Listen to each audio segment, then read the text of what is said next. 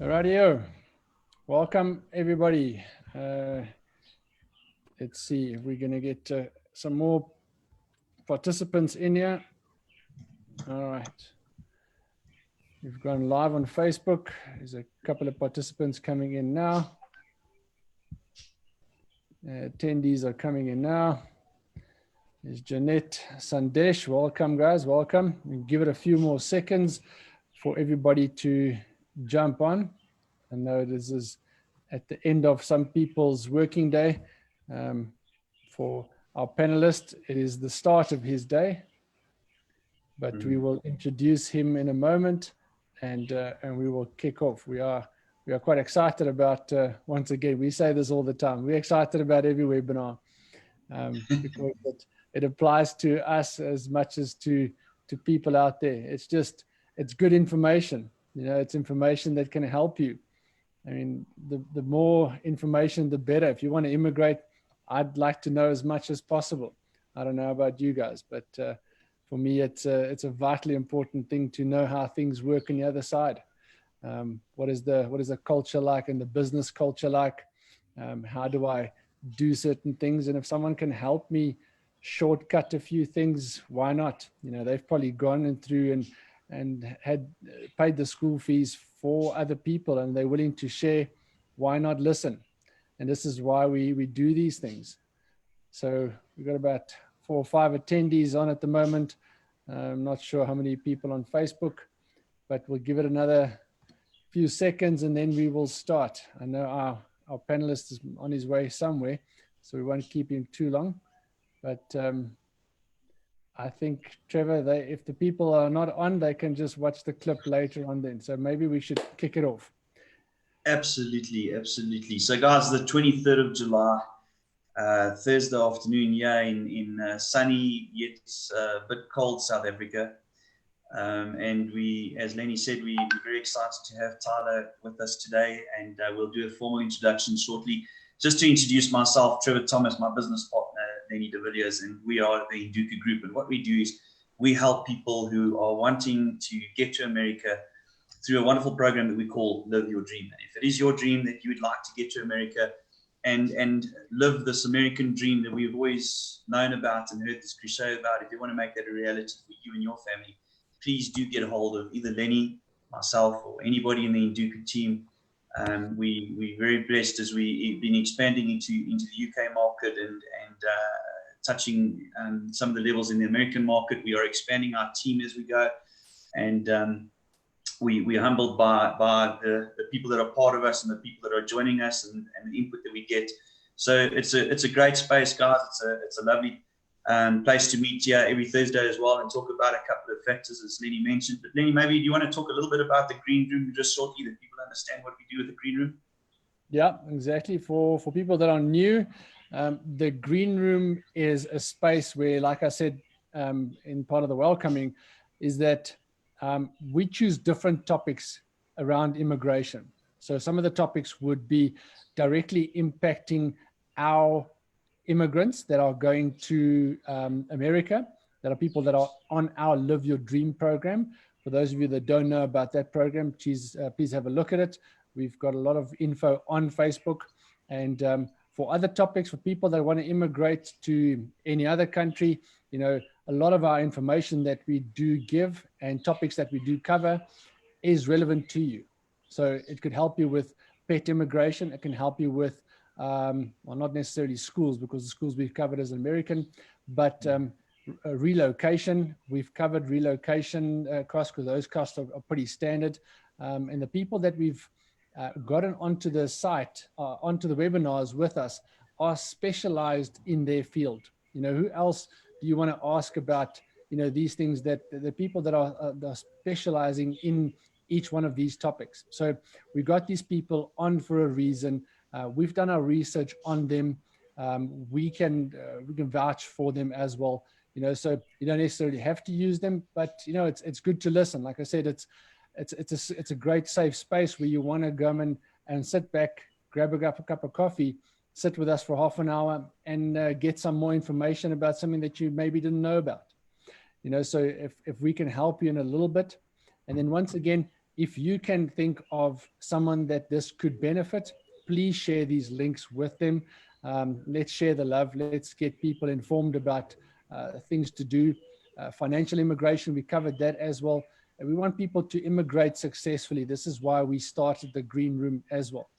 And yeah, and today we've got also a very, very good topic. I mean, we are covering obviously one of our other offerings that we brought to our basket was the E2. It's an investment green card, and who better to speak to about something like this from a person that has actually gone through an E2. So we are very, very grateful to have Tyler Pella on the chat today, and he is going to cover. He is a Canadian citizen, if I get that. Am I right, Tyler? Yeah, yes, he's a Canadian citizen that has gone to the States. He's married if I don't get that right, a Zimbabwean lady. Yes, sir. Yeah, she's in Zimbabwe. And so, he's going to give us a little bit of insight of what it is to follow an E2. Like I said, the school fees that he pays, the do's and the don'ts, so Tyler, maybe you can give us just a minute or two, a bit of a background on you and who you are. Yeah.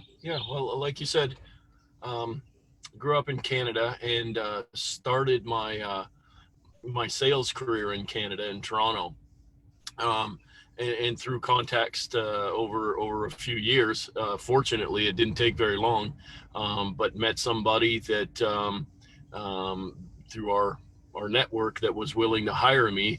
I first came to Dallas, Texas in May of 2000 on an H-1B visa, which now I believe are cut off for a while in America. But that's originally how I came to Dallas on an H-1B.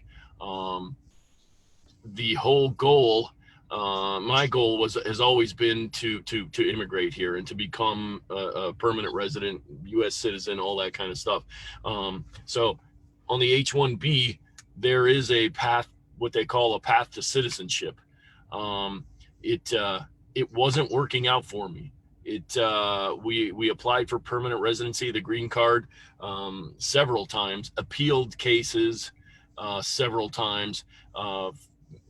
It wasn't working out, didn't work out. So we did that twice. So I was here for, almost 15 years. Wow. On an H-1B. Wow. 8 years, had to skip a year because once your H-1B is over, you can't work for a year.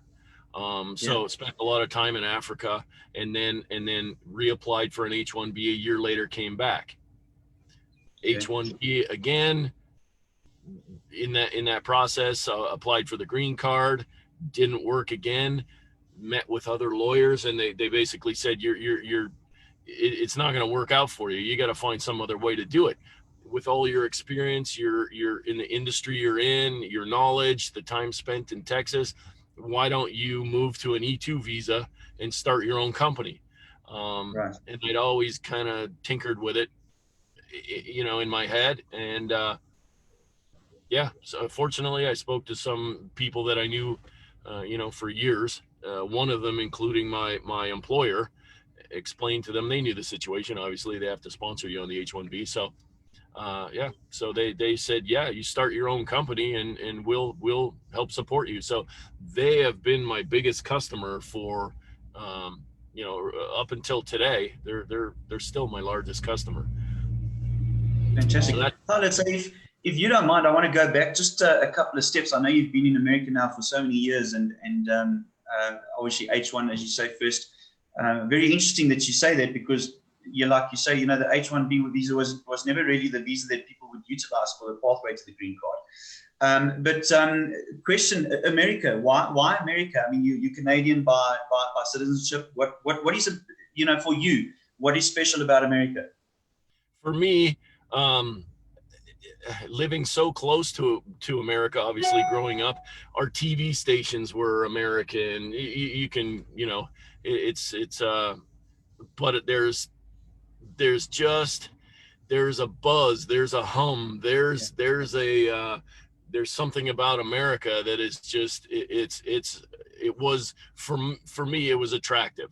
I always wanted I, ever since I can remember, as a little boy, watching TV shows, and it was Christmas time, and there was no snow on the ground on the TV Yeah. show, and I was freezing cold in Canada, and I was, what that's where I want to live. So that's kind of, I have that in my memory from a long time ago, and that's kind of where it started. And then it was a dream, and it just kind of, it happened. But there's just there's so much opportunity here. Yeah. Right. As I got into, the growing up, and starting to want to make a living for myself, and want to kind of expand, and want to do different things that what I saw growing up. I wanted to kind of get out of that and grow. And that I kept seeing, man, why do these young guys have this? Why do they do this? Why do they experience this? I knew a lot of Americans through different things, activities, hockey in my life. And it seemed like an amazing place. And that's why I fought so hard for so many years to be able to stay here and be here. Yeah. Well done. Well done for, being determined and putting and pressing through. So, Tyler, I mean, I think your thoughts resonate with a lot of people that are on our program, and people that want to maybe make America their home one day. So, Tyler, I mean, I don't know if you know much about our programs and our offerings that we do have. We do have one offering that goes through the EB3 visa, which is a sponsored employment thing. It gets you to Houston, Texas. But the other one we want to focus on is the E2, that we have got companies that you can invest in. And obviously it gets you into the States within 4 months. But obviously that is not a green card. That is, you can, maybe if you are there and you have stayed for a while, if you want to, you can maybe then pursue a green card from there. Am I right in saying you have a green card now? No, sir. No. Oh, also not yet. No green card. The E2 visa does not have a path to citizenship. Yeah. Oh, because it's one intent. It's not a dual intent. Yeah. Yeah, you cannot get the green card through but our plan is to just every 5 years now, just renew the visa and just keep going through my company. Okay, perfect. It sounds good. So what we want to try and just do with, so people that are interested in our E2 visa, just for, you could maybe just give them a little bit of background of, how easy is it to follow the E2? What is the process that you followed? And, and how are you guys making, ends meet, especially that company that's helping you guys out, and just cover a little bit of the basics of setting up the company and running it. Okay, well, first of all, once you get here, setting up the company is setting up an LLC, a limited liability corporation here is I mean, it's easy. It doesn't get any easier. It's a small fee. It's not expensive. It's some a very small piece of paperwork, and you're pretty much done. Obviously, in the E2, in the case of the E2, also, you're probably aware of it, but there are certain countries on the list that are only eligible for the E2. That's why Zimbabwe is one of them that is not on that list, so we couldn't do it through my wife. But Canada is on that list. It's an investor's visa. Really, they want to see. First of all, you got to sell them on the fact that you when you do start this business, you know what you're doing. So then that's where they look into your history, your past, your experience, and then they want to see you're going to generate an income, obviously, for yourself. And the more people that you employ, the stronger your case will be. So that's the main thing. Tyler, so how long have you had your E2 visa now? I know you mentioned that you've been there for 15 years, but all in all, how long now have you had your E2 visa? The very end of 2015 is when we switched from the H-1B to the E2, because January 1st of 2016, Right. That's when KPI hit the ground running. Fantastic. And obviously in that company that you birthed yourself, that is a company that you established, and you obviously had people that were looking for your resources that you had, as you mentioned, I mean, with the guys that you're working with, the H1 visa. That's fantastic. Tyler, I suppose that on a lot of people's lips, they're wanting to know, how is business in America? Is it, I mean, you obviously, you've got to, you've got to work hard at what you do and all that sort of stuff. But if you're ticking all the boxes, America does it big, grounds for easy fruit, if I can put it that way. Yeah. Like I said earlier, there's so much opportunity here. And again, especially in Texas. Texas is a great business state. So the population is growing in the main cities: Dallas, Houston, Austin, San Antonio. So business it's a very business friendly state. I'm not sure if you're aware, your income taxes. There's no state income tax in Texas. Just like Florida. Florida has no state income tax as well. So that's a plus. But business today, during this whole coronavirus thing, definitely is slowed down. Sure. We have felt it. We're slower, but we're still working. I'm in the material handling world, logistics, supply chain. In some of our customers' worlds has become even more critical. We've done a lot of work in the last 3.5-4 months for pharmaceutical companies, really ramping up distribution, and we got to keep the supply chain going for the pharmaceutical world. But our overall business has definitely slowed down. It's up and down. It's quiet for a couple of weeks, and then boom, I get a bunch of stuff going on. And I really think late this year, early next year, I think things are going to start to ramp up again. Okay. Tyler, just for people that are on our program and how it might be relevant to them, what you're going through, what are some of the benefits of an E2? So people are looking at, from a South African perspective, is that it gets them into the United States within like 4 months. But obviously, if they have the passport, so we urge you to go and check if you've got some sort of an EU passport, another foreign passport, to go and check which countries are eligible for this thing. But then if they have a foreign passport and they can do this thing, I mean, what are some of the benefits, like tax benefits and breaks if you have your own business? What are those type of things? Okay, well, yeah, that's if you're on an E2, you're obviously a foreigner. You have to you have to open the business under an LLC, so your taxes pass through you.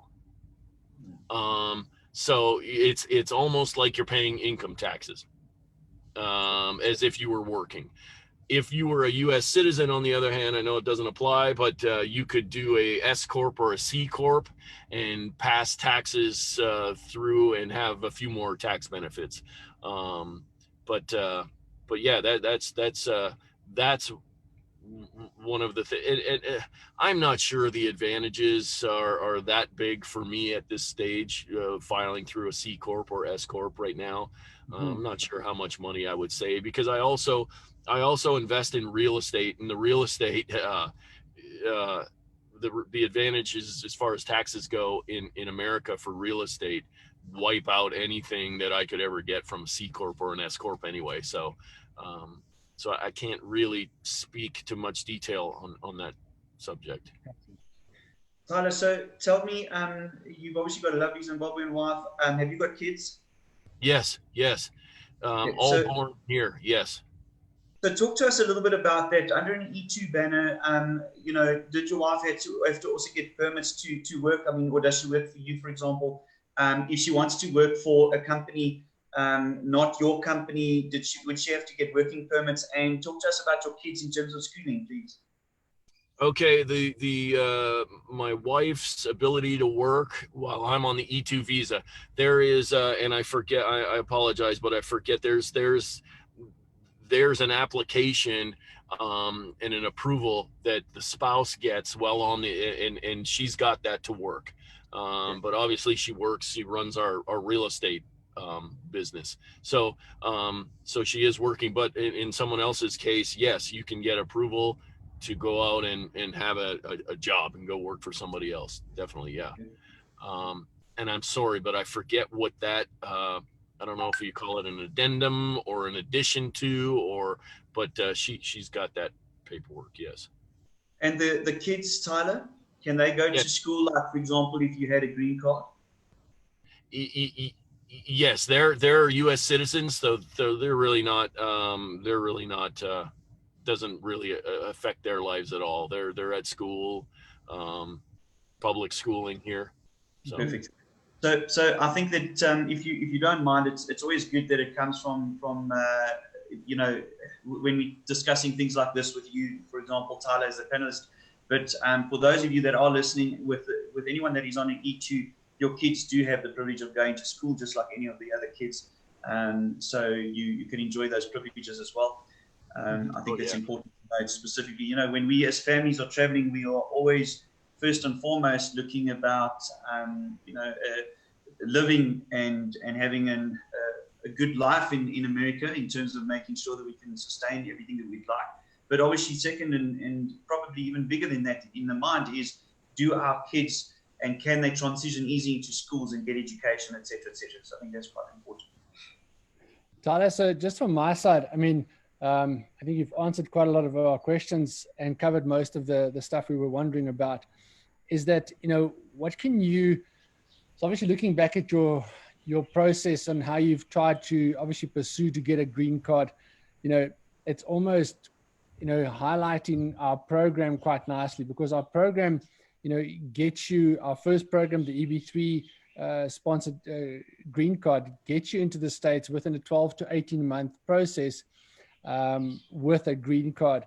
You know, it just highlights how amazing our program is, just looking at how you have struggled, you know, pursuing all these avenues to get to the States, you know. So just on the back of that, what would you, you know, advise someone that is looking at doing the E2, like the pitfalls that you've gone through, you know, the mistakes that you've made, so that you can help someone out? What would you tell the Tyler in 2015 about an E2?